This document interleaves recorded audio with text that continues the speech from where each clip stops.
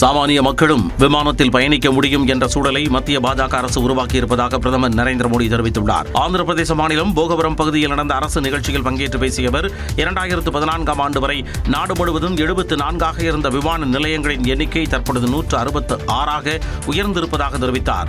पहले जब एयरपोर्ट बनते थे तो एयरपोर्ट के नाम एक ही परिवार के नाम पर चढ़ जाते थे. एनडीए सरकार में आज छोटे शहर के साधारण लोग भी फ्लाइट से आ जा रहे हैं. முன்னதாக பேசிய ஆந்திர முதலமைச்சர் சந்திரபாபு நாயுடு, ஜனநாயக நாடுகள் சரியான தலைவர் என்று தவித்துக் கொண்டிருக்கும் வேளையில் இந்தியாவில் பிரதமர் மோடி சிறப்பாக செயலாற்றி வருவதாக பாராட்டினார். In the democratic world, with the knowledge, the technology and the ability to carry 144 crore people and make this nation forward. அமெரிக்காவில் கூட இல்லாத டிஜிட்டல் பரிவர்த்தனை சாதனையை பிரதமர் மோடி இந்தியாவில் சாத்தியமாக்கி இருப்பதாகவும் சந்திரபாபு நாயுடு கூறினார்.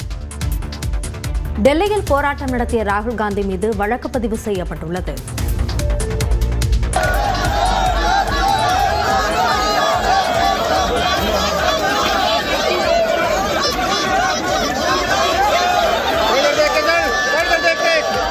நாடாளுமன்ற வளாகத்தில் காங்கிரஸ் எம்பிக்கள் நடத்திய இந்த நூதன போராட்டத்திற்காக ராகுல் காந்தி உட்பட எம்பிக்கள் மீது வாரணாசி காவல்துறை வழக்கு பதிவு செய்துள்ளது. அயோத்தி ராமர் கோவிலுக்கு பக்தர்கள் நன்கொடையாக கொடுத்த பணத்தில் முறைகேடு நடந்த சம்பவம் நாடு முழுவதும் பெரும் அதிர்வலைகளை ஏற்படுத்தியது.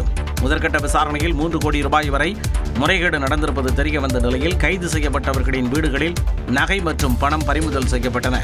இந்நிலையில் நாடாளுமன்ற வளாகத்தில் கடந்த வெள்ளிக்கிழமை ராமர் கோவில் நன்கொடை முறைகேட்டை கண்டித்து நூதன போராட்டம் நடத்தினர்.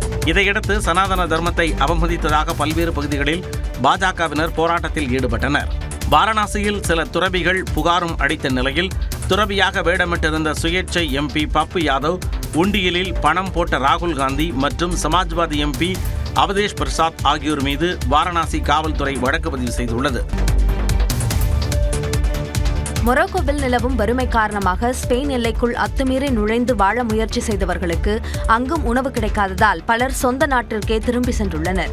மொரோக்கோவில் நிலவும் வேலைவாய்ப்பின்மை காரணமாக மக்கள் வறுமையில் வாடுகின்றனர். உணவுப் பொருள் பற்றாக்குறை, உணவுப் பொருட்களின் விலையேற்றத்தால் மக்கள் தவித்து வருகின்றனர். இதனால் அண்டை நாடான ஸ்பெயினுக்குள் அவ்வப்போது ஊடுருவி வருகின்றனர். இந்த நிலையில் ஸ்பெயின் கட்டுப்பாட்டில் உள்ள வளமான சியூடா நகரில் 50,000க்கும் மேற்பட்டோர் உயிரை பணயம் வைத்து கடல் வழியாகவும் நிலப்பகுதி வழியாகவும் ஊடுருவினர். எனினும் அவர்களில் 48,000க்கும் மேற்பட்டோர் மொரோக்கோவுக்கு திரும்பிவிட்டனர்.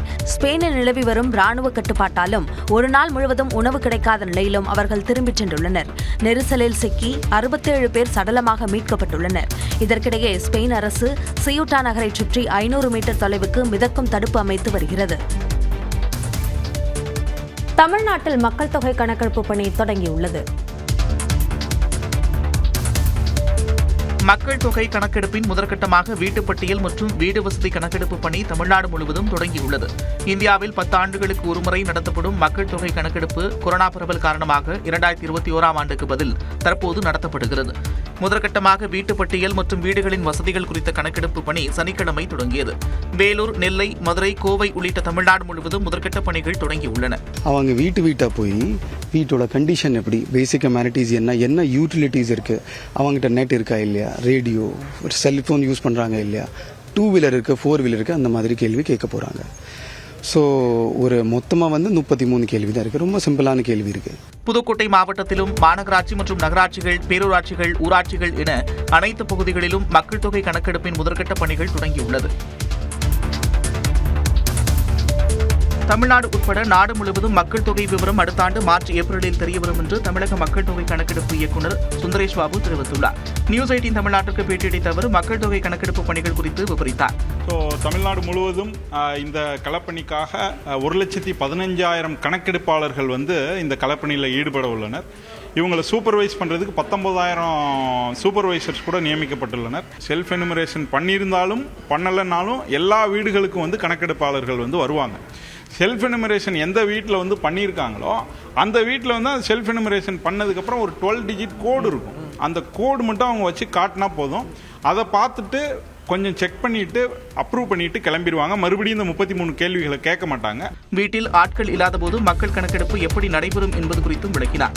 ஒரு கணக்கெடுப்பாளருக்கு வந்து நம்ம ஒரு 200 வீடுகள் இல்லைன்னா வந்து ஒரு 800லேருந்து 900 மக்கள் தொகை இருக்கிற ஏரியாவை தான் ஒரு கணக்கெடுப்பாளருக்கு வந்து கொடுத்துக்கிறோம். அவங்க வந்து ரவுண்ட் வைஸாக போவாங்க. ஃபர்ஸ்ட் ரவுண்டு போகிறப்ப எந்தெந்த வீடுகள்லாம் லாக் ஆகிருக்கு இல்லை வீட்டில் இல்லாட்டி அதெல்லாம் குறித்து வச்சுக்கிடுவாங்க. இந்த 30 நாட்களில் லாக் ஆகிருக்கிற வீடுகளுக்கெல்லாம் மறுபடியும் போவாங்க. பக்கத்து வீட்லேயும் சொல்லிட்டு போவாங்க, இந்த மாதிரி கணக்கெடுக்கிறதுக்கு வந்திருக்கிறாங்க, சென்சஸ் கணக்கெடுக்கிறதுக்கு வந்திருக்கிறாங்க, அவங்க வந்தால் சொல்லுங்க அப்படின்னு சொல்லுவாங்க. சில இடங்களில் வந்து முடிஞ்சால் மொபைல் நம்பர் கூட வாங்கிட்டு பேசுறதுக்கும் நம்ம சொல்லியிருக்கிறோம். 2ஆம் கட்ட மக்கள் தொகை கணக்கெடுப்பு பணிகள் முடிந்து அடுத்த ஆண்டு மார்ச் ஏப்ரலில் தான் முழு விவரம் தெரியவரும் என்றும் சுந்தரேஷ் பாபு கூறினார். குதிரை பேர வழக்கில் 2 நாட்களுக்கு பிறகு திருவல்லிக்கேணி காவல் நிலையத்தில் முன்னாள் அமைச்சர் செந்தில் பாலாஜி ஆஜரானார். சபாநாயகர் மீதான நம்பிக்கையில்லா தீர்மானத்திற்கு ஆதரவு அளிக்க ஊத்தங்கரை தாவேக எம்எல்ஏ இளையராஜாவுக்கு பணம் கொடுக்க முன்வந்ததாக கூறப்படும் வழக்கில் யூடியூபர் இளையராஜா உள்ளிட்டோர் கைது செய்யப்பட்டனர். குதிரை பேரத்தின் பின்னணியில் முன்னாள் அமைச்சர் செந்தில் பாலாஜி மற்றும் அவரது சகோதரர் அசோக்குமார் இருப்பதாக கூறப்பட்ட நிலையில் இருவருக்கும் முன்ஜாமீன் வழங்கப்பட்டது. இருவரும் திருவல்லிக்கேணி காவல் நிலையத்தில் ஆஜராகி கையெழுத்திட்டு வந்த நிலையில் வியாழன் வெள்ளி ஆகிய 2 நாட்கள் செந்தில் பாலாஜி ஆஜராகவில்லை. இந்நிலையில் அவர் மீண்டும் விசாரணைக்கு ஆஜரானார். அவரிடம் காவல் அதிகாரிகள் 2 மணி நேரம் விசாரணை நடத்தினர். ஆக்கப்பூர்வமான அரசு என்றால் மக்களுடைய அடிப்படை தேவைகளை, கோரிக்கைகளை, மக்களுடைய குறைகளை நிறைவேற்றக்கூடிய அந்த பணிகளில் கவனம் செலுத்தாமல் வழக்குகள் போடுவதிலே இந்த அரசு, தாவேக அரசு முனைப்பு காட்டி வருகிறது. நீங்கள் பார்த்துருப்பீங்க, நான் மட்டும் இல்லை, யார் யார் மேலையெல்லாம் எப்படிப்பட்ட வழக்குகள் எல்லாம் தொடர்ந்து வந்து கொண்டு இருக்கின்றன என்று. நீதிமன்றம் இருக்கிறது, வழக்கறிஞர்கள் இருக்கின்றார்கள்.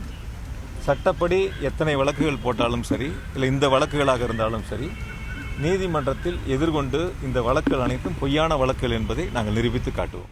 டாஸ்மாக் முறைகேடு வழக்கில் எஃப்ஐஆரில் பெயர் இல்லாதவரும் கைது செய்யப்பட்டுள்ளதாக செந்தில் பாலாஜி கூறினார். 2 கைது செய்யப்பட்டதில் ஒருவர் அந்த புகாரில் எஃப்ஐஆரில் பேர் இருக்கு, இன்னொரு எஃப்ஐஆர்லேயே பேர் இல்லை. பேர் இல்லாத பொழுதும் அவரும் கைது செய்யப்பட்டிருக்கின்றார். டாஸ்மாக் முறைகேடு வழக்கில் செந்தில் பாலாஜிக்கு உச்சநீதிமன்றம் முன்ஜாமீன் வழங்கியுள்ளது குறிப்பிடத்தக்கது.